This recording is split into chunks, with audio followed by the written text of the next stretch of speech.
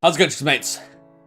This is Mrjacharles. We're back with Clannad visual novel. Is this the Kyou playthrough? But all we're seeing lately is Ryo and her overconfidence. So confident. Is it going to turn out that their names swap around or something? Or like, I don't know. Everything just feels weird right now, and I don't like it.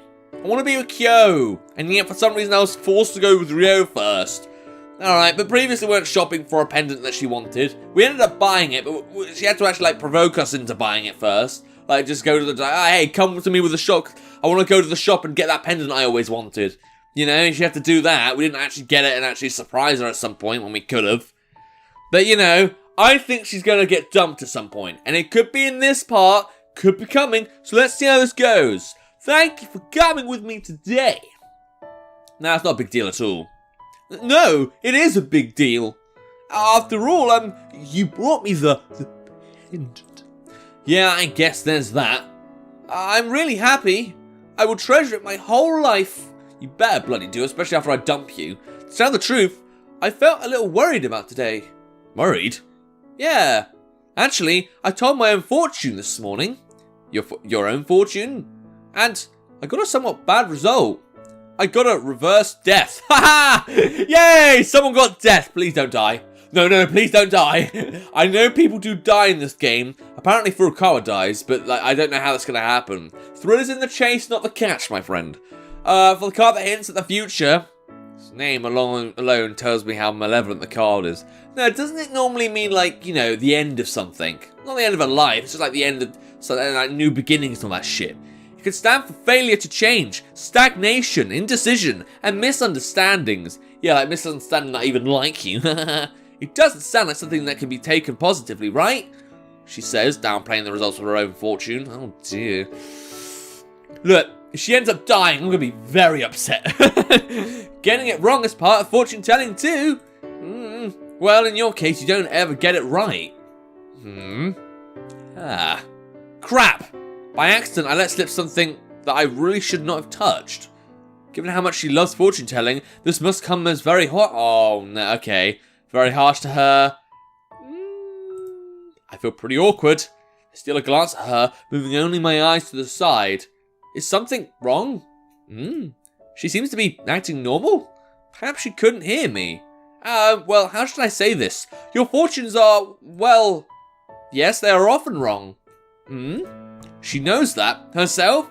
Has she come to accept it? I mean, I don't expect a fortune to always be right or be precise or anything. I just kind of like it so I can perceive the future and be reminded of what might be happening, what I might need to focus on. I don't know, it's just a comforting thing, you know? Well, it is true that it's a shame when they are off, but I think it's better off that way. Rather, I think fortunes are better when they are wrong. That's unexpected. I would never have thought she would answer me with a smile. Moreover, her views about fortune-telling is the most unexpected of all. How come? Don't fortunes only have meaning when they are right? That's not true. It's just fortune-telling, nothing more. It's only one of the signposts that guide you to the future, or what will happen from now on. So if a fortune comes true, don't you think that feels like there's only one possibility for the future? And that's why fortunes are better when they are off. I would like to think there are a lot of possibilities on the road ahead of us. I'm honestly shocked. I never knew you could think like that when it comes to fortune telling. I mean, it was a bit dense, but I kind of get what you mean. Just it just gives you something to focus on and what could possibly be in store for you. Something like that. I feel a little embarrassed for how naive I am, thinking that there's only right and wrong. But, so what happens if you get a good fortune? A good fortune? Yeah. If you get a result that you want to come true, would you still think it's better if it's off? Yes. I would like something even better to happen in the future. Mrjacharles confidently says with a smile. Is this making us think about, maybe I can get someone better than you? I think she's so strong-willed. It makes me truly realize that she and Kyou are twins. They don't look alike, and yet they are alike. She's normally so timid and passive, but she does have a strong will of her own. It feels so dazzling. It makes me jealous. She's so strong-willed, it makes me even envious. Okazaki-kun. Tomorrow is the Founders' Festival. Oh, okay, so we really are nearly at the end of this.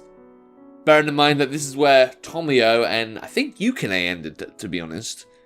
And then Misai was just a weirdo, so yeah. Oh, yeah, that's right. and we have the day after tomorrow off. So, about that, do you want to go somewhere together? It's okay if you already have plans, but if it's okay with you, well, I would like to be with you, she says shyly with a red face that I've grown accustomed to. Yeah, I don't mind. I don't have anything planned, so I don't mind. But thank you. She looks very happy and bows with a smile. Watching her do that pains my heart. We are dating. I'm going out with Mrjacharles, and yet, why do my actions, my words, why does everything feel like it carries so much weight? I don't know. It is somewhat painful just looking at Mrjacharles' smile. Okay. Are we gonna dump Rio? Something... Okay, it wasn't exactly talking music, but okay, maybe I'll come back to that point. Tomoya! Tomoya-kun. Tomoya-kun. Tomoya-kun! Okay, that was the most useless fucking scene I've ever seen in this game. Eh? What's the matter? Yes, sorry, Fujibaya. Rio. Yes! I bought ice cream. Thanks, I guess. I take the ice cream that Rio is handing to me. Oh, right, because they're in a relationship and the first name is more romantic, so they're trying to be romantic. Even though we don't really want this for ourselves. Okay. We're in the courtyard. The sky is blue and the clouds are white. The tree leaves waver and rustle in the breeze. Not that many people come here. Here I am sitting on the stone fence with Rio. She glances at me. Tomoya-kun. I just wanted to call your name, she says bashfully. It makes me feel embarrassed as well. I can hear a lot of lively, cheerful voices from the school building. Today is the Founders Festival. It's a day that even third-year students take their minds off exams and relax. Hey, You can even see that horrible sad face, like she's about to cry. I could think of something that's gonna make her cry soon, if you know what I mean. Ha ha ha! Okay. Rio? Yes! Are there any classrooms you want to visit? The first and second years are doing all sorts of things, you know. No, I like being here like this, just the two of us. I see. That really makes me feel embarrassed. Rio's acting pretty bold today. It all began right after homeroom this morning. Alright, looking good. A grumpy old man at the front of the desk again. And that's it for the announcements. Really good announcements. Really informs me. Come back to the classroom by 3 o'clock. Until then, you are free. Forget about your exams and enjoy yourselves. And we'll try. I mean, to be fair, Tomoya doesn't even think about exams. Having covered everything he needed to, the homeroom teacher leaves the classroom. At the same time, the classroom quickly becomes very lively. And as a student, this is my last time participating in a Founders Festival. On top of that, as we are a third-year class and thus didn't need to hold our own class event this year, everyone is excited. Okazaki, what will you be doing? What do you mean? I'm planning on heading back to the dorm and crashing. What, have you also time traveled a bit? Are you sick of this shit? Yeah, I guess we can do that. Tomoya-kun, now you can't do that. The girlfriend takes all the time. You understand this thing they call freedom? It is ours to do as we please. Don't know why I'm being some kind of like emperor of some I want to say Palpatine, but I've already made that joke. Maybe just like a Florentian. Oh no. Would you like to walk around school today? Is something the matter? Nah, something just fell off when you asked me. Yeah. Well, her face is coloured red and her eyes are cast downward. They hurriedly shift toward the wall and then to me. Tomoya couldn't. Yeah. Tsunohara and I look at each other. It seems we didn't mishear, but she was still calling me by my last name just yesterday. Why the change all of a sudden? Is that not okay? Nah, I don't really mind, it's just a bit sudden. I'm sorry that I called you by your first name without asking. But, I just thought somehow that using your first name, well, it makes us sound more like lovers. Right after she said that, the classroom immediately goes silent. Everyone is looking, oh dear, are we expecting some Brazes action? Because, you know, she's apparently quite busty. I see fucking nothing under there. She's got the body of a fucking 8-year-old. I don't want to be classed as a paedophile. I don't feel that way. But Tomoya started it. He was like, yeah, it's probably fine.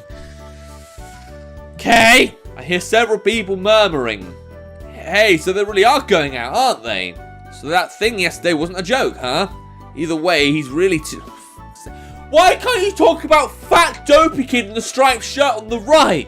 Why can't you talk about the fucking crying weirdo outside the classroom? Or fucking Smiley Bitch 1 and Smiley Bitch 2? Or what about that fucking girl on the far left that's just like, Why can't we go and start rumors about them? Why should I care about this bit? Right?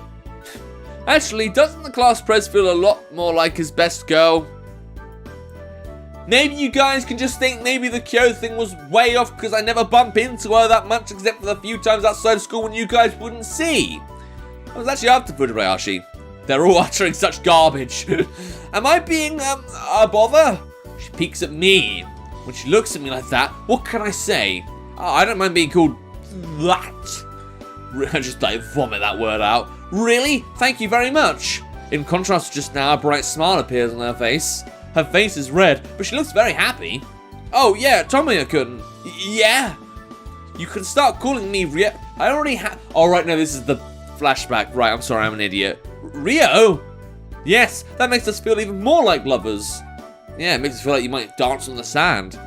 If I have to use an analogy, what would this be? Like I'm being forcibly plunged into a rosy aura, or something like that.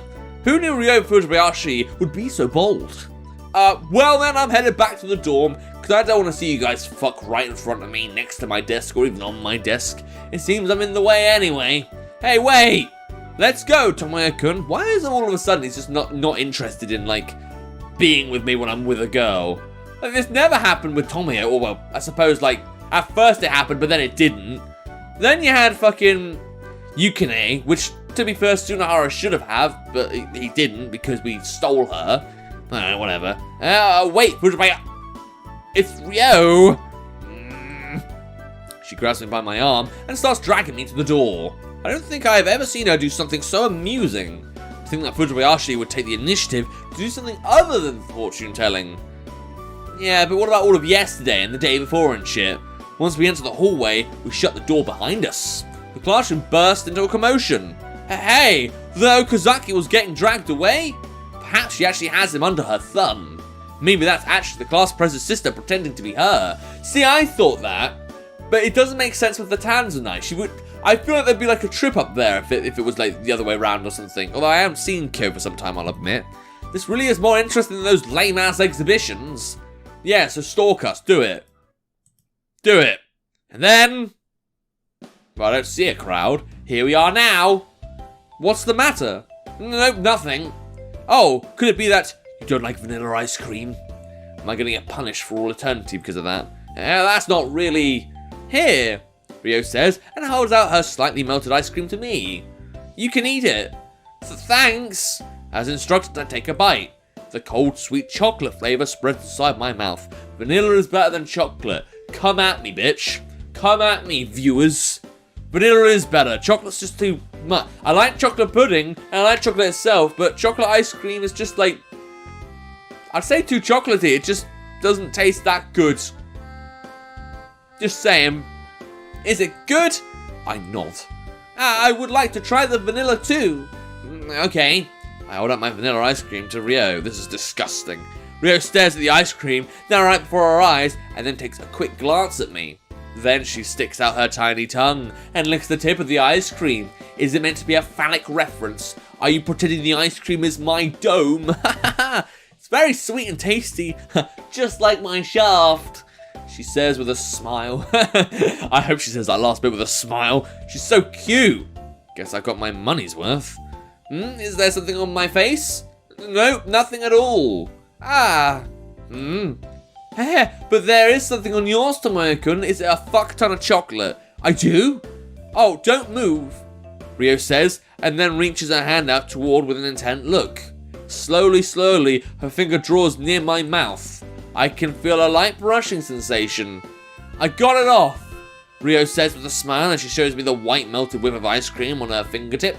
That, trust me, if that ice cream had stayed there long enough, it would have been impossible to get off. I have high doubts as to whether that really happened or not there. In the very next moment, she puts it in her mouth. Ah. Without thinking, I blurt out, causing Ryo to look at me confused. She tilts her head. Her finger is still in her mouth. Okay, stop being a lesbian now, please. What's the matter? Well... Oh god, she put the ice cream that my lips have touched right into her mouth. Takes us back to those rice days. That's pretty much an indirect kiss. But it wasn't that long ago and she ran away in tears just for putting the same pair of chopsticks in her mouth when she had lunch together. Well, since we already kissed, I guess she wouldn't be all that shocked at an indirect kiss now. As I had been staring at her mouth, she probably figured out what I was thinking. Ryo quickly opens her eyes.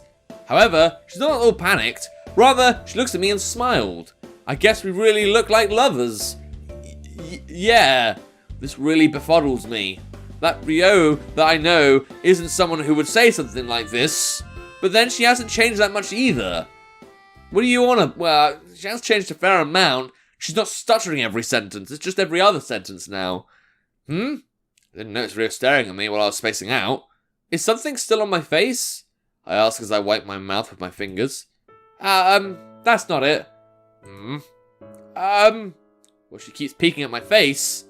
Will it taste sweet if we kiss now? She asks with a blushing face. She then glances around. Wait, if she's looking around, does that mean... Tomoyo-kun? She lifts her chin up and pulls herself toward me. Okay. Here? Everyone is focused on the festival and in the school building. But somebody might see us, you know? Oh, yay, back to this image. The pleasant one. I'm sure it'll be fine. Are you sure you're not Kyou? Her body gets even closer. I can't take my eyes off of her lips. Crap, I can't get away. Although my head is telling me this is not a good idea, it feels like another part of me is expecting, yearning even, for it at the same time. Tomoyo-kun. Her eyes are closed. It's no good, I can't resist that. Perhaps it's instinct, or maybe it's because of my own desire. I close my eyes and draw my lips toward Ryo's. I can feel something soft touching me. At first it feels cold, but gradually it turns into warmth instead. It is then followed by a sweet sensation. The kiss has the aroma and taste of chocolate to it. I can faintly hear her breathing through her nose. At the same time, I can feel my heart pounding furiously, angry that I'm fucking doing this to myself. The kiss is so fervent, it turns my mind into a blank, to the point that I almost forgot where I was. Cool, that was pleasant considering I always think of her sister. With our lips still overlapping, I slowly open up my eyes, as demonstrated by the fade-in effect. Ryo's face cannot get any closer to me than it is now. Well, of course, after all, we're kissing. You can't get any closer than that. Push harder, break each other's skulls, meld them into one. You could do that, that'd make it closer. Wouldn't be nice, Russell. Glance away from Ryo, toward a spot not very far behind her. When I looked there, my eyes full as if they were going to burst. There is a single student in her uniform looking this way. Although I have seen her face for many times now, this is the first time I have ever seen such an expression. Her eyes are wide open, and her body is frozen, and she looks like she might break out in tears any second. I'm gonna end it here. I mean, it's probably Kyou. I can't think who else it would be. But it is a bit heartbreaking that, on the one hand, with Sunahara, she's able to just say no. Well, admittedly, Sunahara's like, yeah, you don't really love me, do you? And we didn't get that because Ryo's so oblivious, but still. I did have a theory that maybe they did swap places, but they didn't. So I'm guessing we're still talking with the same people, that they wouldn't swap around like that so idiotically. Well, I suppose it could still happen. I mean, breaking out in tears, that's not like Kyou. I was going to say, with the getting the orb thing, it's not necessarily about being with the person and making them happy. It's more about, making them happy in general. Because we were with Misai, and we said we liked her and all that, but in the end, the thing that got the orb from her playthrough was getting her to talk to her cat or some shit. And then with, Tomoyo, it was the matter of, letting her go. I'm wondering if, we need to actually be with Kyou for us to all work out, or we just need to say that it was fun being with you girls, but, I just wanted to have fun with you guys, and they'd be like, oh, that's so nice of you, and then we'll get an orb. I'm just saying, I feel like this orb accounts for both the sisters, not just Kyou, even though it's Kyou's playthrough, but I don't know, I could be just talking delirious shit. If you want to find out for yourself and complete the rest of this playthrough before I do, there'll be a link to the game in the description down below. And without further ado, the Flipscotch chapter this time. See ya!